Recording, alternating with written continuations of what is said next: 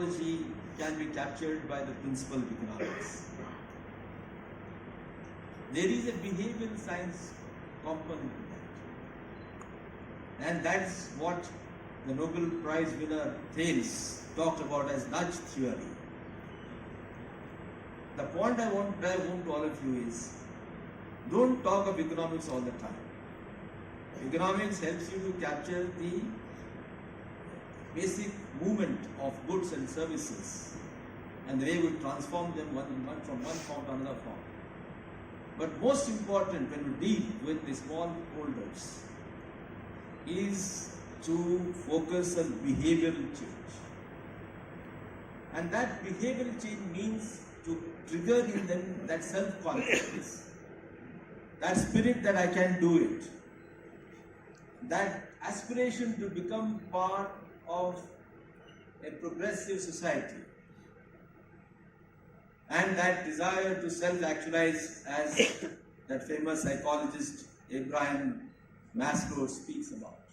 That we move from fulfilling the basic physiological needs to the highest need of self-actualization.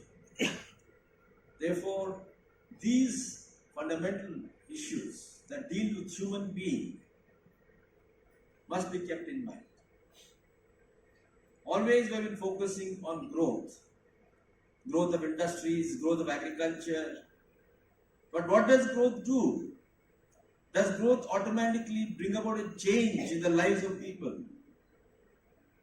Growth and development has now for some time been substituted rightly by growth with development. But now I think time has come to say that we move further from growth with development to growth for development. That means growth essentially has to be for the development of the people, transformation of the lives of the people. Only then the development has any meaning. So when we now talk about the farmers, farmers deserve attention for one simple reason, not out of charity, but because they are the first private entrepreneurs of our civilization. It is the farmers who commenced the civilization 12,000 years ago. The hunter-gatherer food and had to look for some animals to kill was killed in actuality many a time. Was happy to find some seeds and animals to be domesticated and access food security. But that particular person who has served the society for the last 12,000 years is today not served properly by the modern society. Therefore, today the attention has to be for the farmers who in India constitute the majority as a class of professionals. If we are talking about the average welfare of the Indian society, that is possible only when we are able to upgrade the average income of the farmers and therefore target average welfare of the farmers. And that is feasible when we convert agriculture production into an agribusiness. Even as we convert that as an agribusiness, we should not make another mistake. And that mistake will lie in the domain of sustainability.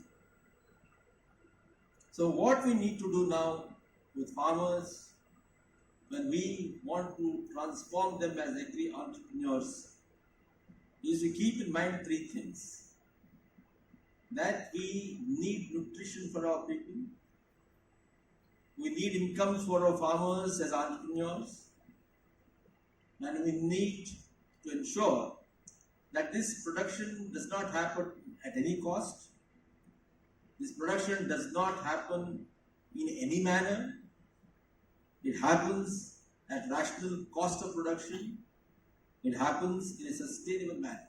That means ecology is the fulcrum of production and transaction.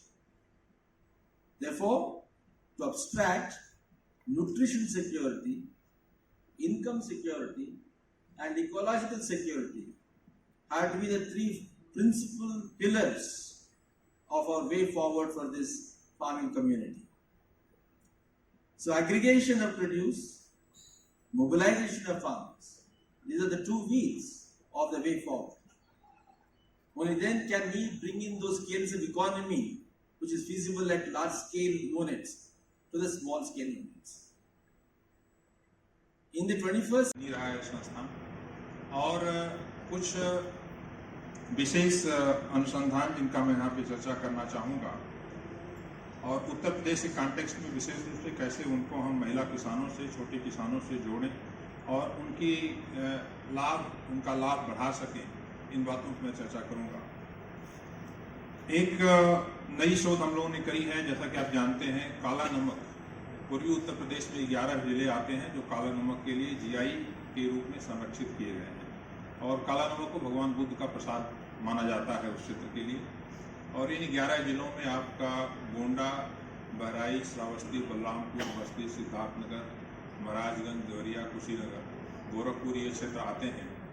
परंपरागत काला नमक की किस्म बहुत लंबी होती थी और अक्सर गिर जाती है, पैदावार बहुत कम होती है, मुश्किल से 20-25 क्विंटल 1 हेक्टेयर में पैदावार होती है। तो इससे किसानों के लिए बहुत लाभप्रद किस्म नहीं रही है। पिछले करीब 15 वर्षों से हम लोग इसके ऊपर शोध कर रहे थे और हम लोगों ने काला नमक की 2 बौनी प्रजातियां विकसित की हैं। अभी इसी वर्ष वो विमोचित हुई है राज्य सरकार के द्वारा, बाद में केंद्र के द्वारा नोटिफिकेशन हुआ है। उनका नाम है पूसा नरेंद्र काला नमक 1 और पूसा CRD काला नमक 2। ये दोनों बौनी प्रजातियां हैं। इनकी ऊंचाई मुश्किल से 80 सेंटीमीटर होती है, पैदावार 45 क्विंटल प्रति हेक्टेयर होती है, जबकि परंपरागत काला नमक की पैदावार जो है 25 क्विंटल होती है। गुणवत्ता में परंपरागत से अच्छी है, खुशबू बहुत अच्छी है, स्वाद बहुत अच्छा है। किसान इनको लगाना चाहते हैं क्योंकि किसान को पैदावार 2 गुनी 2.5 गुनी मिल रही है। अब प्रश्न ये आता है कि किसान अगर पैदा करेगा तो इसको जब तक हम बाजार से नहीं जोड़ेंगे तब तक किसान को इसका लाभ नहीं मिलेगा। हम लोगों ने पिछले वर्ष काफी प्रयास किया था, किसानों ने उत्पादन भी बढ़ाया था, लेकिन बाजार में कहीं कहीं कमी रही। और ऐसी परिस्थितियों में वालमार्ट जैसी संस्था, जिसका राष्ट्रीय स्तर पर, अंतर्राष्ट्रीय स्तर पर अपनी पहचान है, अगर बाजार से इसको हम जोड़ें और खासकर उन देशों में जहां पर भगवान बुद्ध को या बौद्ध धर्म को माना जाता है भगवान बुद्ध के प्रसाद के रूप में, क्योंकि जीआई की जो एप्लीकेशन काला नमक की है उसमें इसका जिक्र किया गया है कि भगवान बुद्ध की देन है काला नमक उस क्षेत्र के लिए। तो इसमें व्यापार की एक बहुत बड़ी संभावना है जिसका सीधा लाभ छोटे किसानों को मिलेगा। इसी दिशा में जैसा कि हम लोगों ने प्रयास पहले किया था, बासमती की परंपरागत किस्में बहुत लंबी होती थी, गिर जाती थी, पैदावार बहुत कम होती थी। और अब जो उन्नत किस्में हैं बासमती की, उसमें चाहे पूसा बासमती 1 से लेकर के 1121, 1509, 1692, 1718, 1637, 1728, 1692, ये सारी नई किस्में हम लोगों ने जो विकसित की हैं, इनकी पैदावार करीब 6 टन प्रति हेक्टेयर है, 60 क्विंटल प्रति हेक्टेयर है। कुछ नई विधाएं हैं जिसके क्षेत्र में हम लोग काम कर रहे हैं। उसमें एक विधा है कार्बन फार्मिंग की या कार्बन क्रेडिट की। जैसा कि आप जानते हैं, जो रिजनरेटिव एग्रीकल्चरल प्रैक्टिसेस हैं, ऐसी कृषि पद्धतियां या कृषि क्रियाएं जिनके प्रयोग से आपका वातावरण प्रदूषित नहीं होता है, मृदा का स्वास्थ्य अच्छा रहता है, पानी की बचत होती है, प्रदूषण कम होता है, इन सारी पद्धतियों को कृषि की हम रिजनरेटिव एग्रीकल्चर के नाम से जानते हैं। रिजनरेटिव एग्रीकल्चर का अगर हम प्रयोग किसान भाई करते हैं और कर रहे हैं, जैसे कि आपकी लेजर लेवलिंग है, कंजर्वेशन एग्रीकल्चर है, डायरेक्ट सीडेड राइस है, बायोलॉजिकल्स का प्रयोग है, हरी खाद का प्रयोग है, ये सब सारी चीजें जो है रिजनरेटिव एग्रीकल्चर के अंतर्गत आती हैं।